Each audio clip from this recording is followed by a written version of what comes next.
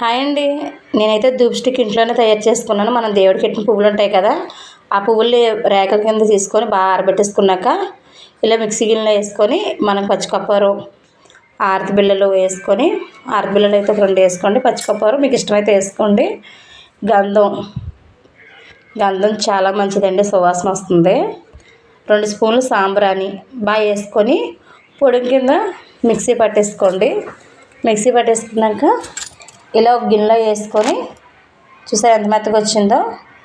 ఒక గిన్నెలో వేసుకొని మీ దగ్గర ఆవు నెయ్యి ఉంటే ఆవు నెయ్యి, లేకపోతే కొట్టుకడ 10 రూపాయల ప్యాకెట్లు అమ్ముతారు కదా, అవి 2 ప్యాకెట్లు తెచ్చుకొని ఇలా బాగా కలిపేసుకుని నెయ్యితోని, తర్వాత మన దగ్గర గంగాజలం ఉంటే గంగాజలం అండి, లేకపోతే వాటర్ ఉంటే వాటర్ వేసుకొని చూసుకోండి, ఎక్కువ కాకుండా కొంచెం వాటర్ కింద వేసుకొని బాగా కలిపేసుకొని మీకు ధూప్ స్టిక్ ఎలా కావాలితే అలాగా తయారు చేసుకోవచ్చు. నాకైతే ఇలాగా గౌరమ్మలా తయారు చేశాను, బాగా వచ్చినాయి కదా. రోజంతా ఎండలో పెట్టుకొని, ఈరోజు సోమవారం కదా, కార్తీక సోమవారం ఫస్ట్ వారం, మొన్న చేసిన పిండి ప్రమిదలు ఉన్నాయి కదా, ఆ ప్రమిదల్లో దీపం పెట్టి ఈ ధూప్ స్టిక్ అయితే ఇలా ధూపం వేసానండి.